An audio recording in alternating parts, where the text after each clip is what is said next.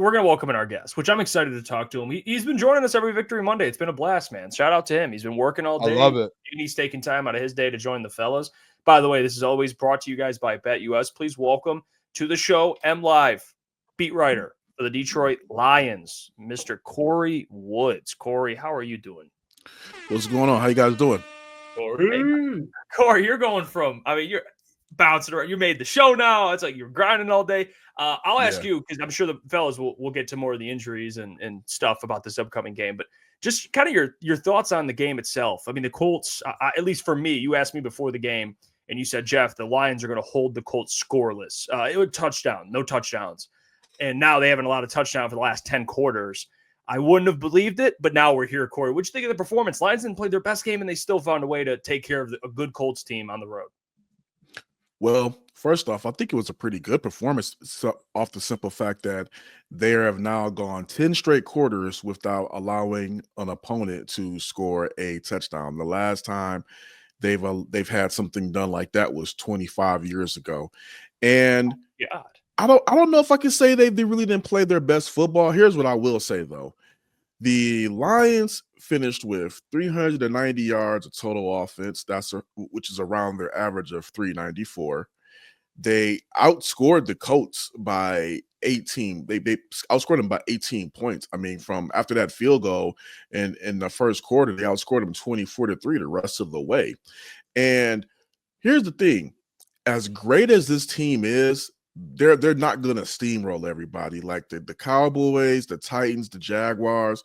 Those games just don't. That's not normal. And I think what's going on with this run is that if the Lions play in a game like they did on Sunday, people will be like, "Oh man, they didn't play their greatest." I mean, they had almost 400 yards of total offense and 3 touchdowns. The only thing that really was kind of bad, you can probably critique, is that they got off to a slow start, but. I mean, that was a really good Colts defense, and we knew they were going to have problems initially with the with containing Anthony Richardson's mobility. But you got to also tip your cap to Aaron Glenn, just been able to figure out things on the fly. So I thought it was a good game because it was once again showed you that the Lions do not win the same way every game. When you can beat teams multiple ways, regardless of the circumstances, that's a sign of a good team. I interrupted today's video to tell you about the sponsor, and that is BetUS. You can head over to BetUS right now and get in on the Lions spread. They're currently favored by 10. I am confident they win this game by more than 10, so I'm going to go ahead and lock in the 50 to win 45-45. And you guys can do it as well. If you head over to BetUS, they're offering 150% on your first deposit and 125% on your second and third deposit up to $2,000. With code YouTube150. YouTube150 is the code. Head over there. And remember, never gamble anything you're not already willing to lose. Let's get back to the video. Yeah, hey Kory, just defensively too, just building off of that, just the defensive line, at least for me, it felt like they showed up. And obviously that could have been Aaron Glenn's scheme. What are your thoughts on how they played? They held Jonathan Taylor to like 3 yards per carry, and then it felt like all night long that AR was just running around and they were getting pressure on him. What are your thoughts on the Zadarius Smith, how he looked and how this defensive line looked yesterday? I thought the defensive line looked good. Zadarius Smith had some good moments out there, but I mean, I don't know the guy's name who was on the Colts offensive line, so forgive me if it escapes me, but Lee McNeil put the work on that boy all game long. I mean, it was what they say, it was sad singing and flower bringing. It was bad. So you got to give the defense, you got to give the defensive line some credit off of that performance. But none less to say. They figured a way out. It's me and Ben, we did our podcast after the game. You know, after every game we do our Dungeon of Doom podcast, which can be found on mlive.com. We were just we were struggling for 30 minutes. Like, what do you critique? And kind of going like fitting with that same narrative with what do you critique? When you look at Jared Goff's performance, Kory, and you see 0 touchdowns, but you see just how efficient that offense still looked, no turnovers. What do you make of that? Do you think it's a good performance? Okay. Where do you think that performance falls away with Goff, seeing the numbers that he has put up, including the touchdowns in recent games? Well, he had 4 touchdowns last week. This week, I think he could have gotten the end zone a couple of times if him and Sam Laporta would have connected. I don't know. Something's was kind of going on funky with their connection there. Maybe it might be because the timing might be a little bit off because Laporta's been in and out of the lineup. But I mean, close to 300 yards passing, no turnovers, made the key throws, made the timely throws to get them in the red area to set up Demo. And I mean, I think it was smart too. I mean, that's another great thing about this team. They don't care about how they win as long as they win. You have Goff throw for 300 yards and no touchdowns, but he gets them in the red area and willingly hands it off to the best running back duo in the NFL, and they get all 3 of the touchdowns. And I mean, they took advantage of the weaknesses. They were just blowing up that 8-man box all game long. I mean, imagine being on a 3rd and 8, and this guy, they just said, "We're not passing it. We're just going to run it straight through you." I mean, I think Goff had a good performance just off the simple fact that he had that many yards. He was efficient and he didn't turn the ball over. Yes, you would have liked to see a touchdown, but the main thing is he put them in position to get the points they needed. When you look at the short week here, Kory, just kind of your thoughts with some of the guys that are banged up, and you got a pretty good Bears team coming in. Not pretty good, but they're playing decent lately. I mean, they took the Vikings kind of down the stretch there and came back and still lost. Caleb seems to be playing a little better. What do you think of some of the injuries, short week? Your kind of thoughts, maybe some guys that they could play, your predictions on whether or not they will play. So we just got through talking to Dan Campbell not too long ago. We actually had like a late media session. So there, as far as what we heard from the injury reports, so a number of guys did not practice today, even though it was a walkthrough. A number of guys didn't practice today. One of those was Amon-Ra St. Brown. He has some knee issues going on. Dan Campbell said he's a little bit banged up. They'll see where he's at tomorrow, but he feels good about it, but wants to see where he's going to be at tomorrow. The top 3 players that he's worried about for this week is Taylor Decker, Kalif Raymond, and Carlton Davis. Those guys, those guys took some got banged up pretty bad yesterday. He said that those were 3 people he had to worry about not being able to be ready for this short turnaround. It'll be them. Not to say that those will be long-term injuries, but just on a short week, those are 3 guys that he's worried about. One guy that was on the practice report today, but was a full participant, and that was a good sign, was Terrion Arnold. He missed Sunday's game with the groin. So the fact that he looks like he's going to be set to go, guess you got to cross your fingers because we thought he was going to be ready to go this past game, but he's ready to go on Sunday. I mean, that'll be a good thing because we saw Wilder's performance yesterday, and I'll just leave it at that. Yeah, not the best. Yeah. Offensively, Kory, one thing that I had my eye on, and we were going to talk about it today on the show too at some point, the offensive line. And obviously yesterday, Taylor Decker goes down, Skipper comes in. It does feel like, and I want to know where you're at with this. It feels like sometimes offensive line wise, when guys go down, they struggle a little bit at times, especially that left side. Do you think that's a worry going forward with the Lions? Like, hey, if a guy goes down, this is something to keep, because it feels like this offense starts with the offensive line. They've built the whole offense around that. Is that something that you think they look at and they're like, all right, we need to figure this out? Or they're kind of comfortable with where they're at with the depth and all of that?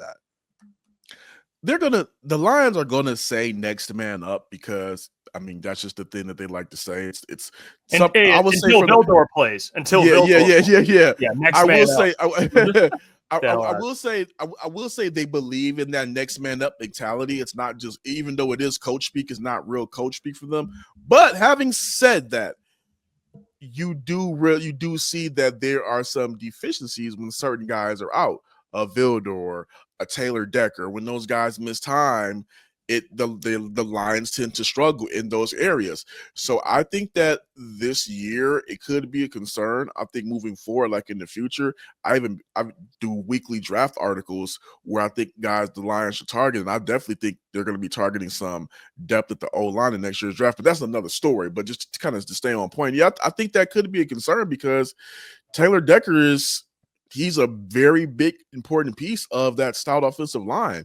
And if he goes down, I mean, we've seen what happened. We've seen what happened with Skipper. We've seen what happened when I keep messing his name up so bad, but hey, we'll see if he goes out there. It's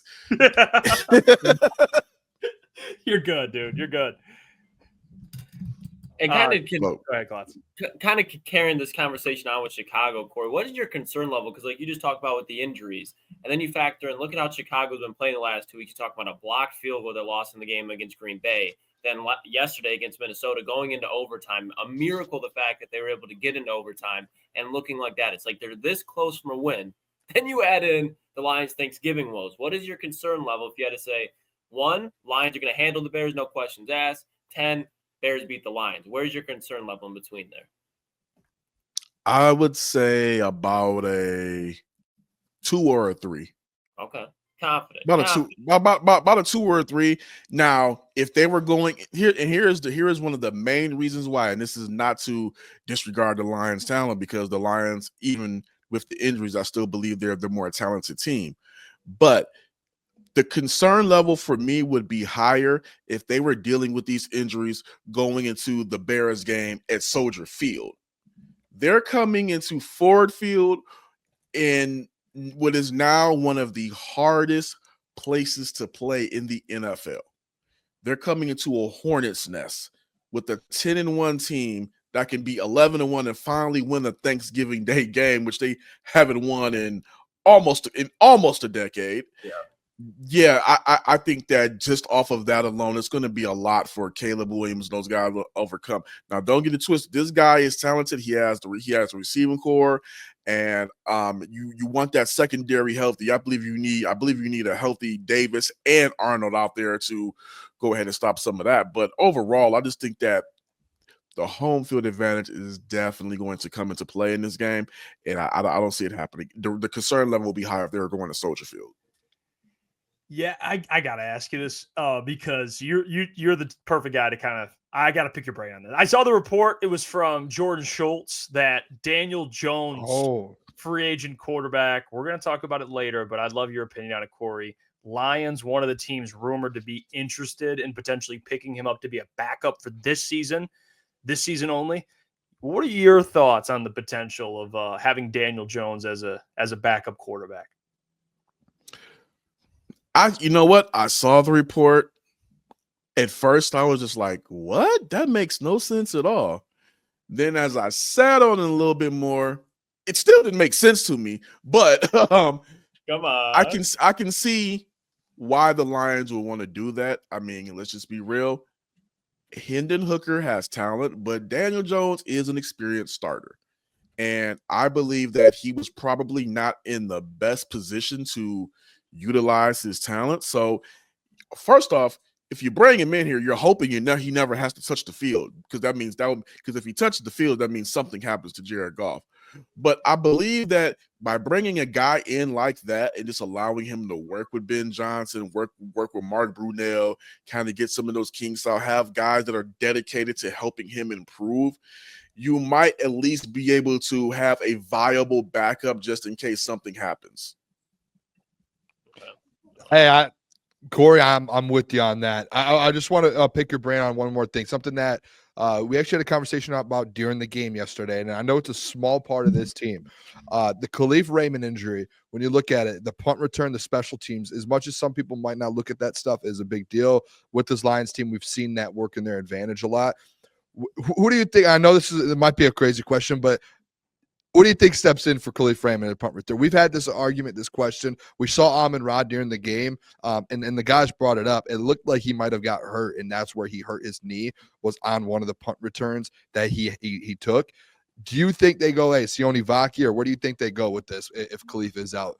Because I think, Dan, you could correct me if I'm wrong. I thought he mentioned last night it could be more of a long-term thing, and it wasn't an injury that looked good foot-wise. So who do you think kind of steps into that role? That's an interesting one. And yeah, Dan Campbell said last night that it looked like he would miss some significant time, but they have not placed him on the IR yet. So, I mean, I'm just going to assume he's going through testing and all that good stuff. But Vaki is an option. But here are two guys I would not be surprised if they got elevated, and they're on the practice squad. You still got to look at Maurice Alexander and Donovan Peoples-Jones, guys that do have, kick return, punt returns specialists in their DNA. those are guys I think they could go ahead and look at that option as options, and also guys that they could probably be able to call on their number in certain packages if needed. I think I could see DPJ possibly getting that call because he's also another big body that they could throw out there if needed. So those are two guys that I would look at. Maurice Alexander and Donovan Peoples-Jones is possibly getting elevated. The return of DPJ. That's it. We didn't even think of those two when we had the conversation. So I love that. I didn't hear it. Great one. It's a great one. No. Real quick before we get you out of here, Kory, one last question. Do you believe Matt Eberflus falls short on this Thanksgiving game? This will be his last week on the Chicago Bears sideline. It should be, but it should have been a couple of weeks ago. So, I mean, at this point, if you're not going to fire him now, might as well just fire him at the end of the season. Yeah, I mean, I'm with you there. I think they've seen enough. I think at this point, you've seen enough. Appreciate you as always, Kory, joining us every Victory Monday. You guys can check out Kory at Kory E. Woods. Check out his work on MLive.com. Does a great job covering the Lions. Keep grinding. My guy, we'll talk to you next week. Hopefully, we can get you back on. All right, see you. There you go. Kory Woods, the man, dude. Look at him coming on the show, grinding all day, and still taking time to talk with the boys. By the way, brought to you guys always by BetUS. Hey, what's going on there? It's Jeff Iafrate. Appreciate you for finishing the video. You can check out one of the videos here suggested or show support by commenting, liking, and subscribing. And buy your merchandise, FisherCTSports.com.